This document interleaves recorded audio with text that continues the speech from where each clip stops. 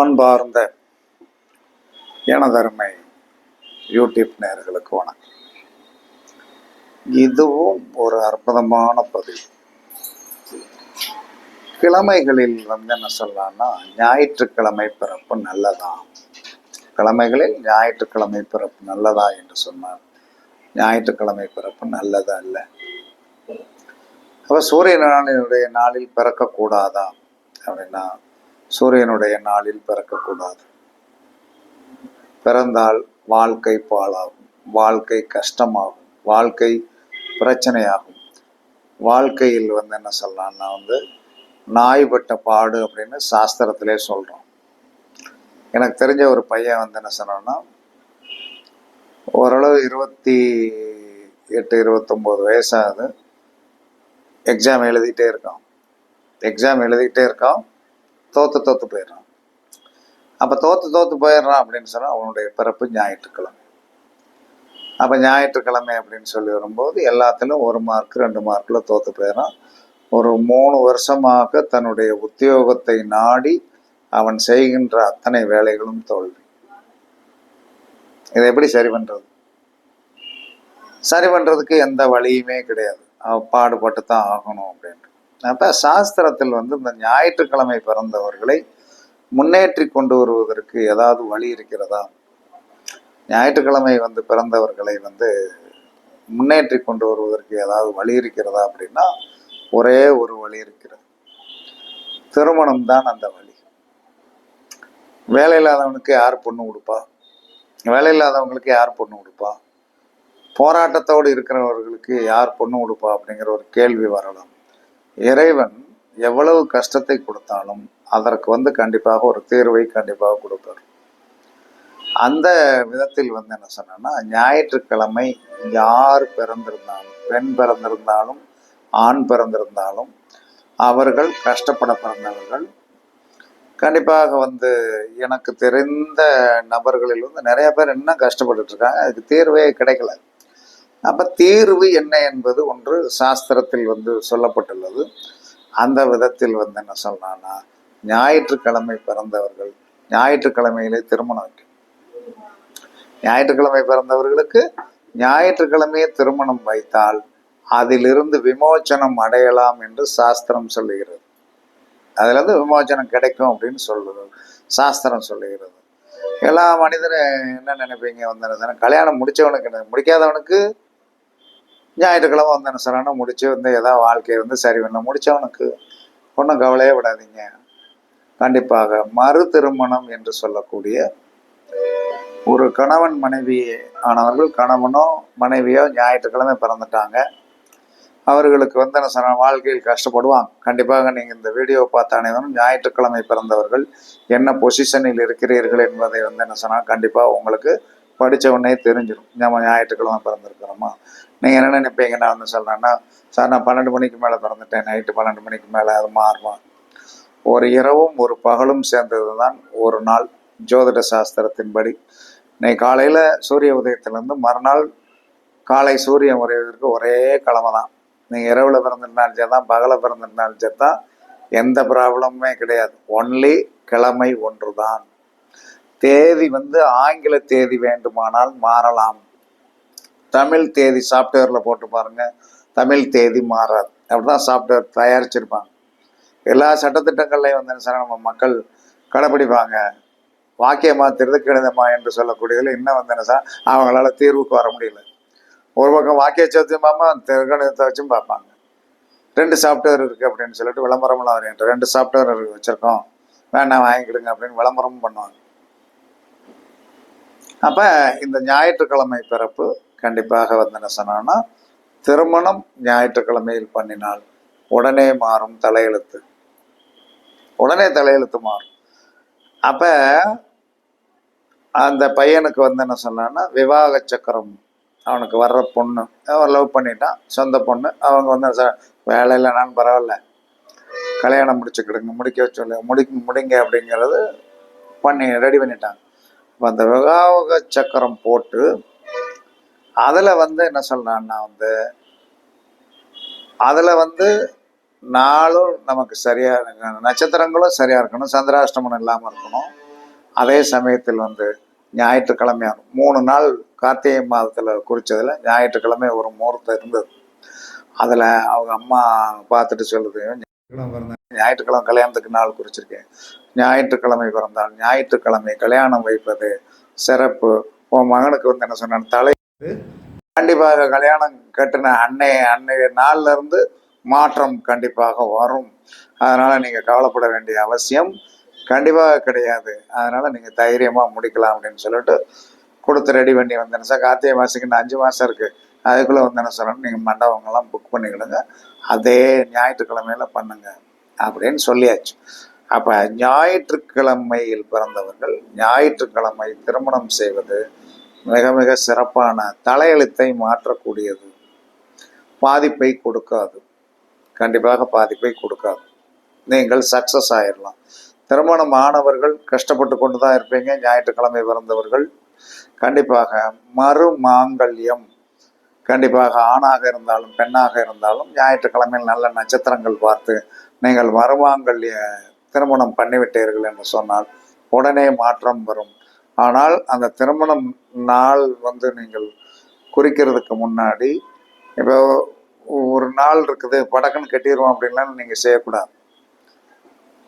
ஒரு குறைந்தது வந்து என்ன சொன்னான்னா வந்து 16 நாளாவது ஒரு திருமணம் மறு திருமணம் முடிப்பதற்கு ஞாயிற்றுக்கிழமை ஒரு நாள் கூட வச்சாச்சும் ஒரு ஜோசியர், நல்ல ஜோசியரை பார்த்து நீங்கள் ஒரு நாள் குறித்து கொடுங்க. ஏன் அந்த மாதிரி ஞாயிற்றுக்கிழமை முகூர்த்தம் வருதா அப்படின்னு சொல்லிட்டு வந்து நீங்கள் பார்த்து எல்லாம் பண்ணினாலும் அந்த திருமண நாளுக்கு 16 நாளைக்கு முன்னாடி இருந்து திருமண நாளைக்கு முதல் நாள் வரை இல்லற வாழ்க்கை நடத்தக்கூடாது.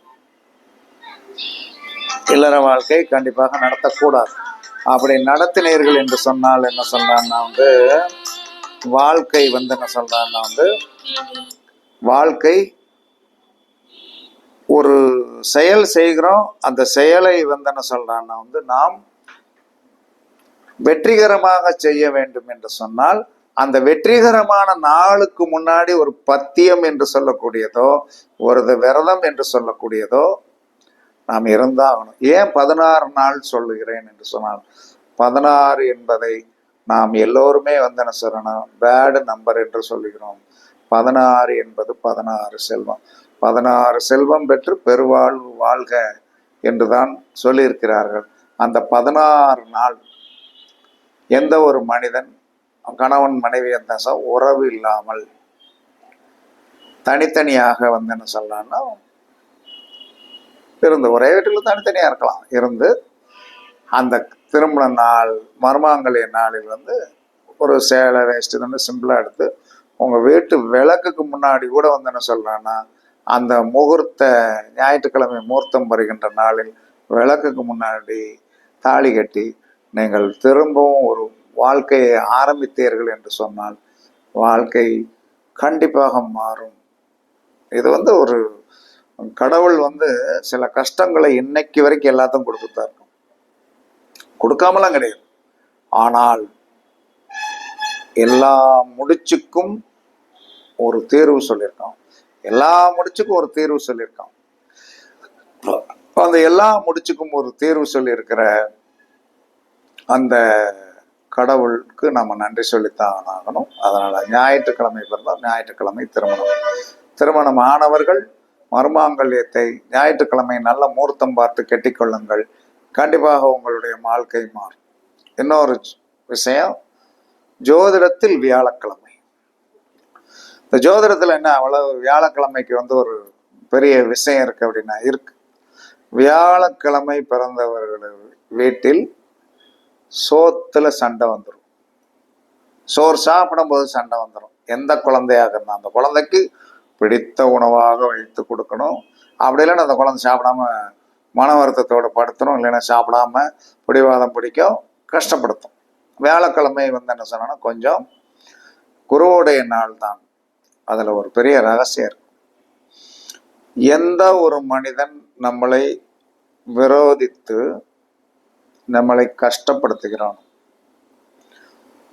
ஒரு குழந்தைகள் காதலித்து விட்டார்கள், ஒரு குழந்தை காதலித்து விட்டது, அப்ப நமக்கு அந்த சூழ்நிலை ஒத்து வரவில்லை, நம்ம குழந்தைக்கு ஒத்து வராது, ஆனால் இளம் சிறுசுகள் கேட்க மாட்டேங்குது அப்படிங்கிற ஒரு கருத்து எல்லாத்துலயும் இருக்குது. இதற்காக நீங்க போய் வந்து ரொம்ப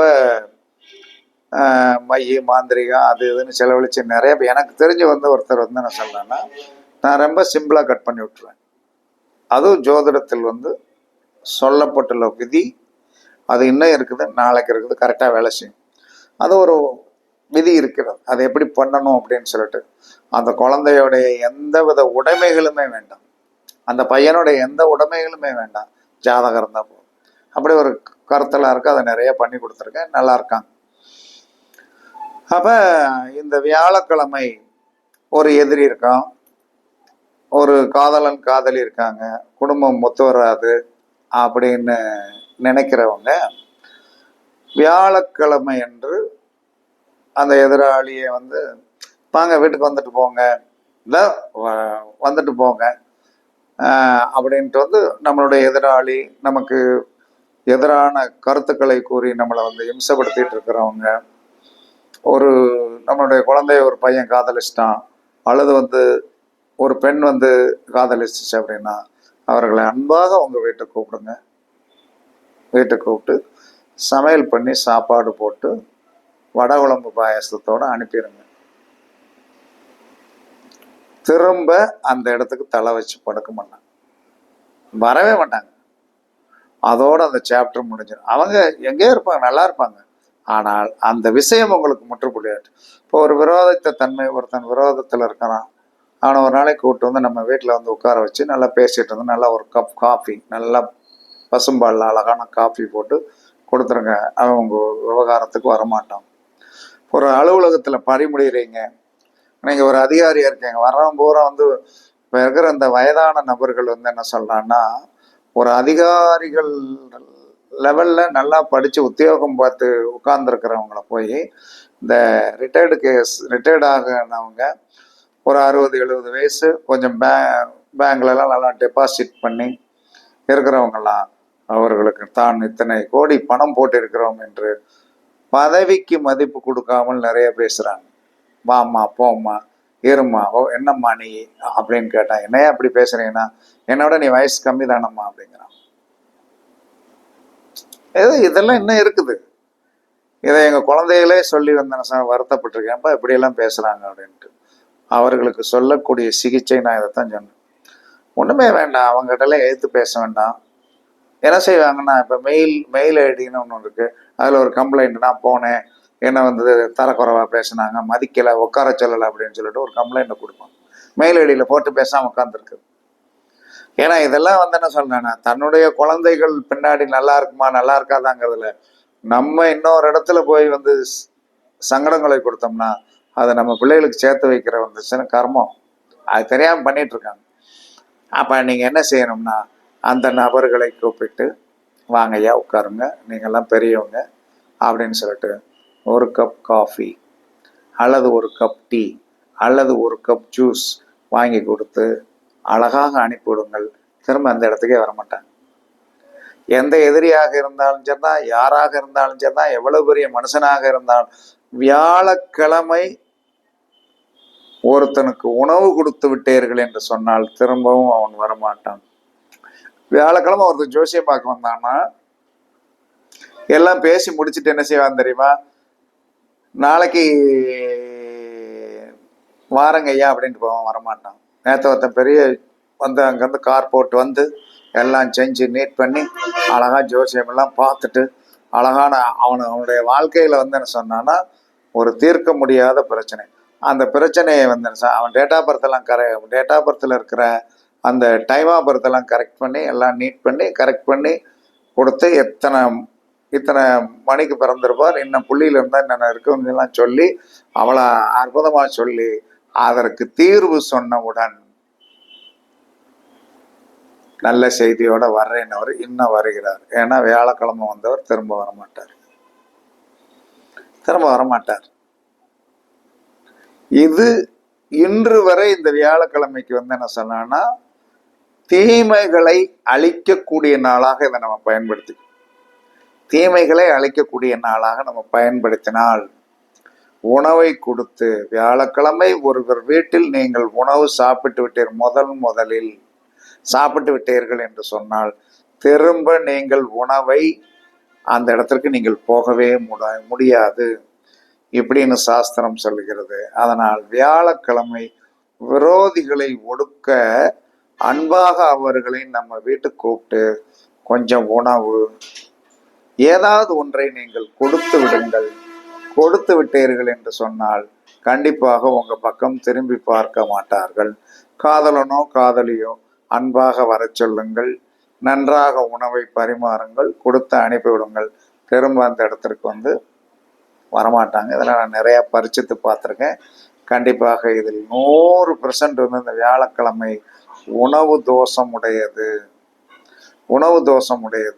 அதனால் இதில் நீங்கள் வந்து செயல்பட்டீர்கள் என்று சொன்னால் கண்டிப்பாக வியாழக்கிழமையினால் நீங்கள் செய்ய வேண்டியது உங்களுடைய கஷ்டங்களையும் உங்களுடைய எதிராளிகளையும் உங்களுக்கு இம்சை கொடுப்பவர்களையும் நீங்கள் வந்து என்ன சொல்லணும்னா விரட்டுவதற்குண்டான அற்புதமான நாள் அப்படின்னு சாஸ்திரம் சொல்லுகிறது. பரிச்சித்து பாருங்கள், வெற்றி பெறுங்கள் என்று கூறி உங்களிடமிருந்து விடைபெறுவது சிப்பிப்பாறை ஜோதிடர் சாதி ராகவன் ஜெயபாலாஜி. சுகமே சூழ்க, சுகமே சூழ்க. வாழ்க வளமுடன், வாழ்க வளமுடன். வணக்கம், வணக்கம், வணக்கம்.